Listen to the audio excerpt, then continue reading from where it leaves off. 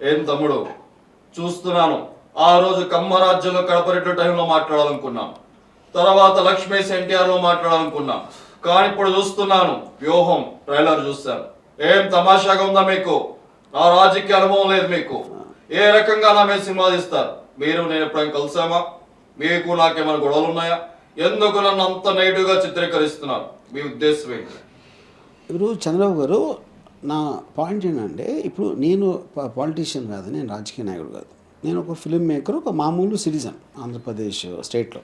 You know, so మిమ్మల్ని కలవలేదు, కరెక్టే, మిమ్మల్ని కలవాల్సిన అవసరం లేదు కదా. మీరు ఒక పొలిటికల్ లీడరు, 40 years ఎక్స్పీరియన్స్ ఉంది, 3 సార్లు సీఎం చేశారు, సెల్ ఫోన్ మీరే తెచ్చారు, అరేబియా మా సముద్రం కూడా తీసుకురావడానికి ట్రై చేసిన మధ్యలో ఎక్కడో అవ్వలేదు. ఇలాంటి రకరకాల హైదరాబాద్ అనే కంట్రీ సిటీయే లేదు మీరు లేకపోతే.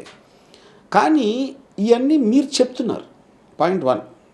దీంతోపాటు ఇంకా ఏమేమి చేశారు ప్రజలందరికీ తెలిసిన ఉన్నాయి. మీరు ఎన్టీ రామారావు మీరు ఇప్పుడు ఎలా పొడిచారు, అది ఎలా చేసి ఇవన్నీ ఉన్నాయి. వాటన్నిటి నుంచి వచ్చిన నా ఇంప్రెషన్ తోటి ఈ సినిమా చేస్తున్నా. అప్పుడు మీరు ప్రజల్లో ఏం చేస్తున్నారని తెలిసిన నాలెడ్జ్కి నేను మిమ్మల్ని పర్సనల్గా కలిసి మీరు నేను మాట్లాడి దానిలోకి వచ్చి దాని మీద నేను తీరాను కదా సినిమా. అది నా పాయింట్. అలా కాదు, మీరు ఆ మాదిరిగా చూస్తే జగన్మోహన్ రెడ్డి గారి దగ్గర ఎంత ప్యాకేజ్ తీసుకున్నారు చెప్పండి, మేము అదే ప్యాకేజ్ ఇస్తాము, మమ్మల్ని హైలైట్ గా సినిమా తీయండి. సార్ మీరు నమ్మినా నమ్మకపోయినా నేను ప్యాకేజ్ కోసం, ఎందుకంటే ప్యాకేజ్ అనేది ఇప్పుడు నేను అలాగూ చెప్తే మీరు ఆల్రెడీ ఫిక్స్ అయిపోయారు కాబట్టి మీరు నమ్మరు, ఓకే. కానీ మీరు ఎంత పెద్ద ప్యాకేజ్ ఇచ్చినా, ఒకవేళ జగన్ గారు ఇచ్చారు అనుకున్నా తీరం. ఎందుకంటే ఎన్టీ రామారావు ఎందుకు తీయగలిగా నామూలం తీయట్లా. అది ఎన్టీ రామారావు గారు కొన్న క్యారెక్టర్ని పోర్ట్రే చేయటంలో అక్కడ జరిగిన దాంట్లో దాని మూలాన తీయగలిగా. సిమిలర్గా నేను ఇప్పుడు జగన్ గారిని పాజిటివ్గా చూపిస్తున్నానని మీరు అనుకుంటే అది నాకు జగన్ గారి మీద ఉన్న ఇంప్రెషన్, నేను దాన్ని ఎప్పుడు దాయలేదు, ఓకే. సో మిమ్మల్ని హీరోగా పెట్టి సినిమా తీయటం అనేది ప్రపంచంలో స్టీవెన్ స్పీల్బర్గ్, జేమ్స్ కెమెరాన్ వల్ల కూడా అవ్వదు. ఎందుకంటే మీరు ఉన్నదే విలని మొత్తం మీరు, అందుకని నేను కానీ ఎవరు కానీ మీ మీద సినిమా తీయలేరు. కరెక్ట్ గా మీరు ఎలక్షన్ మూమెంట్ లోనే సినిమా రిలీజ్ చేస్తున్నాం, దానివల్ల నేను చాలా బాధపడుతున్నా. మరి తర్వాత చూస్తే నా కొడుకుని చాలా కామెడీగా చూపిస్తున్నారు. ఇది ఎంతవరకు కరెక్ట్ అని అడుగుతున్నాను ఈ రోజు. సో ఇప్పుడు ఎలక్షన్లో తీయడానికి కదండి సినిమా తీసిందే. ఎలక్షన్ అప్పుడు హాట్ టాపిక్గా ఉంటుంది. మీరు కానీ మీ ప్రత్యర్థులు కానీ ఎవరైనా కానీ ఉంటారు, న్యూస్లో ఉంటారు, కాబట్టి దానికోసమే తీయడం జరిగింది. అప్పుడు ఎలక్షన్ ముందు చేస్తున్నారనే దాంట్లో అర్థం లేదు. ఇకపోతే మీ కొడుకును కామెడీని చూపెడుతున్నాను అని మీరు అంటే, కామెడీగా చూపెట్టకపోతే ఇంకెలా చూపెడతారు ఎవరైనా? మీరే చెప్పండి. అది మీరు చెప్పగలిగితే నేను చంద్రబాబు నాయుడు ఫిల్మ్ ఇన్స్టిట్యూట్లో వచ్చి నేను మళ్ళీ నేర్చుకోవటానికి ట్రై చేస్తాను. మీరు ప్రయత్నం చేయండి. తదుపరి మీకు ఒకటే చెప్తున్నాను వార్నింగ్, రాబోయే ఎలక్షన్ నేనే గెలుస్తాను. అప్పుడు చూస్తాను. మీకు ముంబై మాఫియా ఉండొచ్చు, దావూద్ ఇబ్రహీం ఉండొచ్చు, కానీ రాబోయే ఎలక్షన్స్ లో విజయం వచ్చిన తర్వాత అప్పుడు చూద్దాం తమ్ముడు. అప్పటి వరకు నేంటో చూపిస్తా. ఏం చూస్తారు అప్పటి వరకు? అయ్యారు అనుకుందాం, ఏం చేస్తారు అప్పుడు? అంటే ఏదో చేసేసి మీరు గ్యాంగ్ని తీసుకొస్తారా, లేకపోతే మీకున్న పోలీస్ వ్యవస్థని మీ నౌకర్లాగా వాడుకుని ఏమన్నా చేస్తారా? అది కూడా చెప్పండి. Okay, thank you sir, waiting. అంటే నాకు ఒకటే చెప్తున్నానండి, ఇప్పుడు చంద్రబాబు నాయుడు గారి గురించి మీరు నా అభిమానం అంటున్నారు. మీరు అభిమానం చెప్పి నన్ను ఈరోజు ప్యాకేజ్ ఇస్తారు అని చెప్పి ట్రైలర్లో చూపించడం అది ఎంతవరకు కరెక్ట్ ఉందో మీరు చెప్పండి. ప్యాకేజ్ సార్ అని నేను చెప్పలేదండి, చంద్రబాబు నాయుడు గారు మీ గురించి చెప్పారు, అది నేను చూపించాను. నేను కెమెరాతో అక్కడ ఉన్నాను కాబట్టి అది నేను తీశాను. నేను ప్యాకేజ్ సార్ అని ఎప్పుడు నేను చెప్పలేదే. ఒక క్యారెక్టరు ఆఫర్ చేశారు, ఆఫర్ చేసింది మీరు స్వీకరించారని కూడా నేను చెప్పలా. మీ ట్రైలర్ చూస్తాం, ఇంకొకసారి చూడండి. ప్యాకేజ్ ఇస్తా అన్నారు, దాని మీద మీరు ఏమి రియాక్షన్ ఇవ్వలేదు కదా. అప్పుడు తీసుకున్నారా లేదా అనేది సస్పెన్సే కదా. నేను చూపించింది అదే. మీరు వ్యక్తిగతంగా ఏ ఇంటర్వ్యూలో చూసినా నేను పవన్ అభిమాని అంటారు. అభిమాని ఎప్పుడు కూడా తనకు నచ్చిన హీరోని నెగిటివ్ గా చూపించకూడదనే విషయం మీకు ఎందుకు తెలియదు? ఇప్పుడు అభిమాని అనే దానికి నిజమైన అభిమానికి అర్థం ఏంటంటే, తను అభిమానించి అతను చాలా బాగుండాలి, పైకి వెళ్ళాలి, అతను అనుకున్నన్ని సాధించాలి అనుకున్నవాడే నిజమైన అభిమాని. ఊరికని మీ మొహం చూపిస్తే చప్పట్లు కొట్టి గీగమని కాకుల్లాగా మన మేకల్లాగా అరిస్తే అదే అభిమానం అని మీరు అనుకుంటే ఇంక నేనేమీ చేయలేదు. నేను కేవలం మీ మంచి కోరే నేను చెప్పిన ప్రతిదీ ఒక ఉచిత సలహా తీసుకోవడం తీసుకోపోవడం అనేది మీ జ్ఞానం మీద ఆధారపడి ఉంటుంది.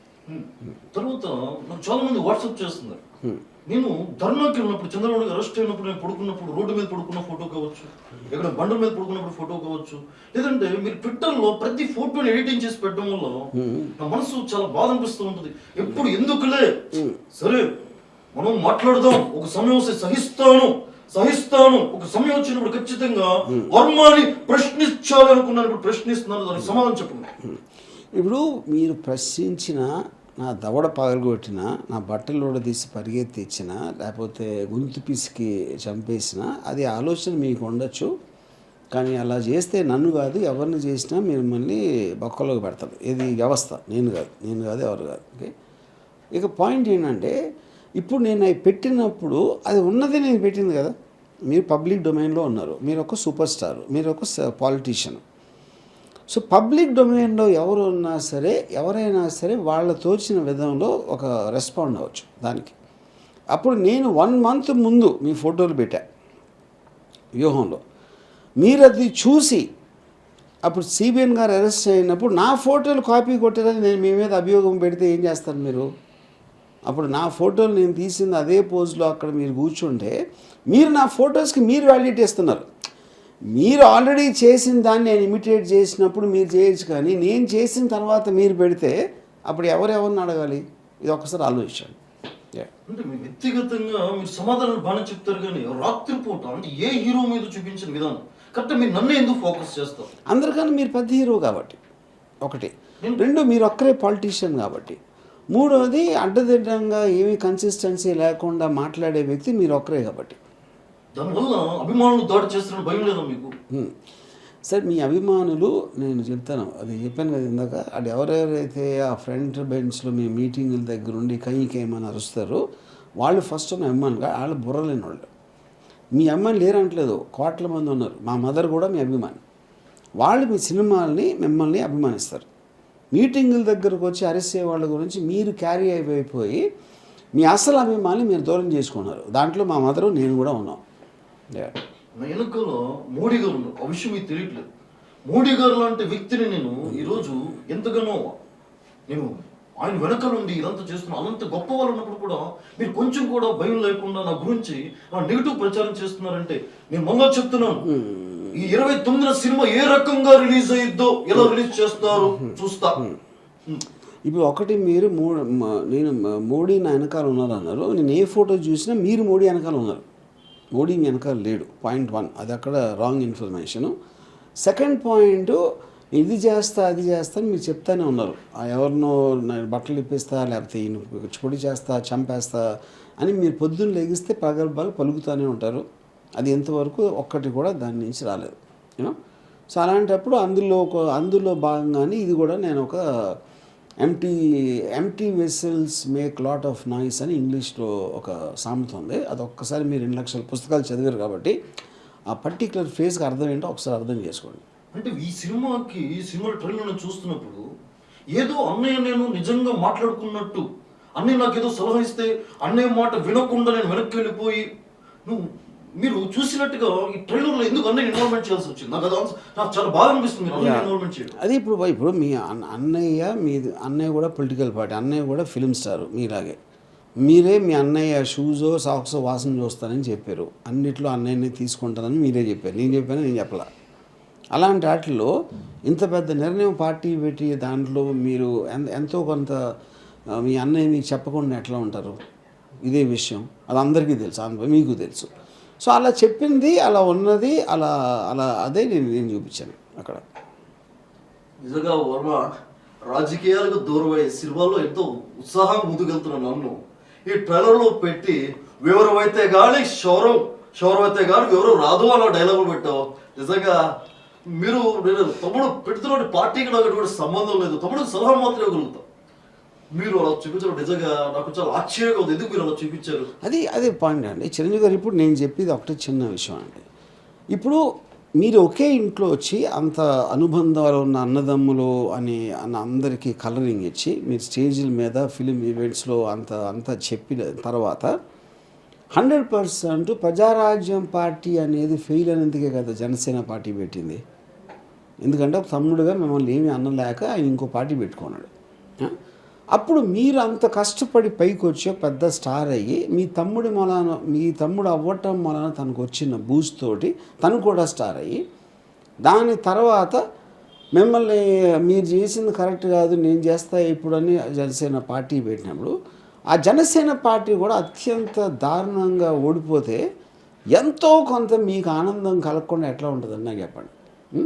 మనిషి అన్నవాడుకి ఉండకుండా ఉంటుందా అనేది అది ఊహించి నేను చేశాను. అది మీరు అనుండొచ్చు, బయట అనుండొచ్చు, లోపల అనుకోండొచ్చు, ఇంటర్నల్గా జరిగి ఉండొచ్చు. సినిమా అనేది ఇంటర్ప్రిటేషన్. ఇప్పుడు గాంధీ కస్తూర్బాతో గాంధీ అని సినిమా తీస్తే గాంధీ కస్తూర్బా బెడ్రూమ్ ఏం ఆడుకున్నారు డైరెక్ట్గా ఎట్లా తెలుస్తుంది? ఏ సినిమా అయినా కూడా ఇంటర్ప్రిటేషన్. అది వాస్తవానికి మీరు మొత్తం దగ్గరుండి చూస్తున్నట్టు మొత్తం విన్నట్టుగా మీరు ఆ చిత్రీకరణలో అల్లు అరవింద్ కూడా పక్కన పెట్టడం నిజంగా చాలా బాధ అనిపిస్తుంది. అల్లు అరవింద్ ఎందుకు పెట్టాల్సి వచ్చింది అంటే ఆయన కూడా మీ ఇంట్లో ఇంపార్టెంట్ పర్సన్ కాబట్టి మనకి అప్పుడు అల్లు అరవింద్ గారు ఫిల్మ్స్ జానీ ఆ టైం నుంచి దానికి ఉన్న వాళ్ళిద్దరికీ ఉన్న అభిప్రాయ భేదాలు చాలాసార్లు ఇండైరెక్ట్గా కూడా పవన్ కళ్యాణ్ చెప్పడం జరిగింది.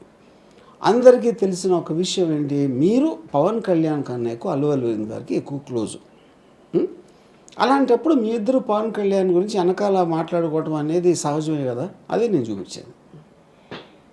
సర్వే జన సుఖినో భవంతు, సర్వజనులు సంతోషంగా ఉండాలనే నాన్నగారు ఆశీస్సులతో ఈరోజు పార్టీని స్థాపించి ఎంతో విజయవంతంగా ముందుకెళ్తున్న సమయంలో వర్మ అటు నా అల్లుడిని అలాగే బావగారిని నేను ప్రతిసారి నీతో చర్చించాలనుకున్నా, కలిసినప్పుడు బాగానే మాట్లాడతాం. కానీ కరెక్ట్గా ప్రతి ఎలక్షన్ మూమెంట్లో మొన్న బావగారు జైలుకి వెళ్ళి వయసు పెద్దవైన ఎన్నో ఇబ్బంది పడి వచ్చారు. ఇప్పుడు ఈ చిత్రంలో మళ్ళీ ఆయన అలా చూపించడం, అల్లుడిని అలా చూపించడం, నా పిల్లల బాధపడడం ఇవన్నీ అవసరమా తెలుగు పరిశ్రమలో? అవసరం కనుకే చేశాను కదండి.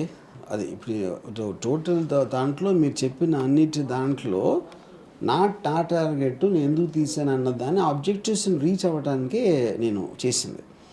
మీరేమో అంత పెద్ద కుటుంబంలో ఎన్టీ రామారావు గారి కొడుకు మీరు చేసి అక్కడ ఆ టైంలో మీరు మీ ఓన్ ఫాదర్కి మీరు వెన్నుపోటు పొడిసినోళ్ళతో మీరు చేరి అవన్నీ చేసి దాని తర్వాత అన్ని సంవత్సరాలు అయ్యాక మీరు ఆహా ఛానల్లో దానికి జస్టిఫికేషన్ ఇవ్వటానికి కూడా మీరు సిబిఎన్ గారు ట్రై చేస్తే నా ఉద్దేశంలో మారలిస్టిక్గా మాట్లాడితే రియలిస్టిక్గా కాకుండా అది మీరు ఇంకా పెద్ద వెనుపోటు పొడిచారు సిబిఎన్ గారు కన్నా ఎక్కువ మీ ఫాదర్ని అని నా ఉద్దేశం.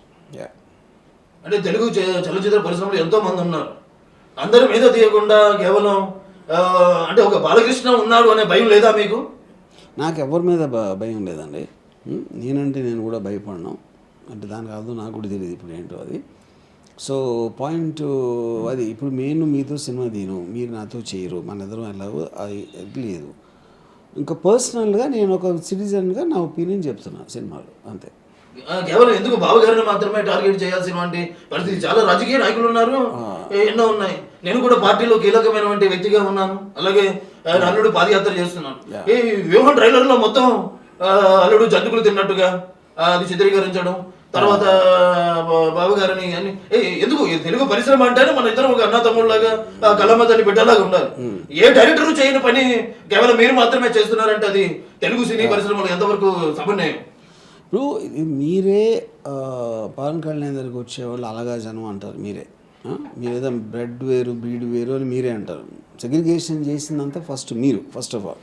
దాని తర్వాత తెలుగు ఇండస్ట్రీ అంతా కళామ తల్లి అంటే మీనింగ్ లేదు, పాయింట్ 1. దాని తర్వాత జంతికలు తింటున్నా చూపిస్తున్న అల్లుడిని అంటే నేను చెప్పాను, అది లొకేషన్ నేను చెప్పలా. మీరు అనుకుంటే మీకు తెలుసు కాబట్టి మీరు ఎందుకు అనుకుంటున్నారు? తను ఎప్పుడూ తింటూ ఉంటాం మీరు చూశారు కాబట్టి మీరు ఇన్ఫర్ చేస్తున్నారు. అప్పుడు అది మిమ్మల్ని మీరు ప్రశ్నించుకోవాల్సిన ప్రశ్న, అది నన్ను అడగటం కాదు. చివరిగా సూటి ప్రశ్న, ఎందుకు చంద్రబాబు అంటే ఇష్టం లేదు, ఎందుకు జగన్మోహన్ రెడ్డి అంటే మాత్రం ఇష్టం? ఎందుకు మీరు జగన్మోహన్ రెడ్డికి మిగతా ఇప్పటికీ చాలా చిత్రాలు లక్ష్మీ ఎన్టీఆర్ ఆ సమయంలో కూడా చాలా ఆవేశపడినటువంటి సందర్భం, మరలా ఇప్పుడు ఇది ఎందుకు? దీనికి క్లియర్ ఆన్సర్ అండి. December 29th మీరు ఏదైనా మీ చాలా విలువైన సమయంలో 2 గంటలు కేటాయించి వ్యూహం సినిమా చూస్తే మీకు క్లియర్ కట్ సమాధానం వచ్చేస్తుంది. సరే, నేను కూడా పెద్ద బడా నిర్మాతలు పోతే నేనే ఒక ఎన్టీఆర్ ఆర్ట్స్ తరపు నుంచి మీకు ఇస్తాను. నాన్నగారి మీద ఒక అద్భుతమైన బయోపిక్ తీయండి. రాజశేఖర రెడ్డి గారు చేసిన తప్పు ప్రచారం అని ఎందుకు కేవలం వైఎస్ కుటుంబాన్ని మాత్రమే హైలైట్ చేస్తూ సినిమాలు తీయడం, నాన్నగారి చరిత్రను చెప్పలేకపోవడం, బావగారు నడిపించడం ఎందుకు? వర్మల్ గారు చాలా ఆవేశంతో అడుగుతున్నా మిమ్మల్ని. డెఫినెట్గా మంచి ఐడియా అండి. అప్పుడు మీరు చంద్రబాబుతో కలిసి మీ ఇద్దరూ కలిసి మీ ఫాదర్ని ఎలా వెన్నుపోటు పొడిచారు అనే ఒక దాని మీద చాలా డీటెయిల్డ్గా సినిమా తీయడానికి మంచి డ్రామా ఉంటుంది. అది మీరే ప్రొడ్యూస్ చేస్తానంటే నాకు ఏమాత్రం అభ్యంతరం లేదు.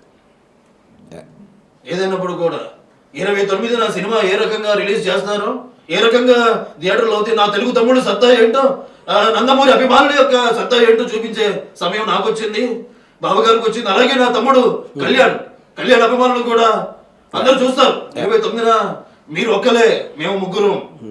మీ వైపు జగన్మోహన్ రెడ్డి ఉండొచ్చు, ఎవరైనా ఉండొచ్చు, ఆర్జీవి ఎంతైనా ఉండొచ్చు, కానీ ముగ్గురు కలిస్తే ఏ రకంగా థియేటర్లో ఆడతారో రిలీజ్ చేస్తారో మేము చూస్తాం.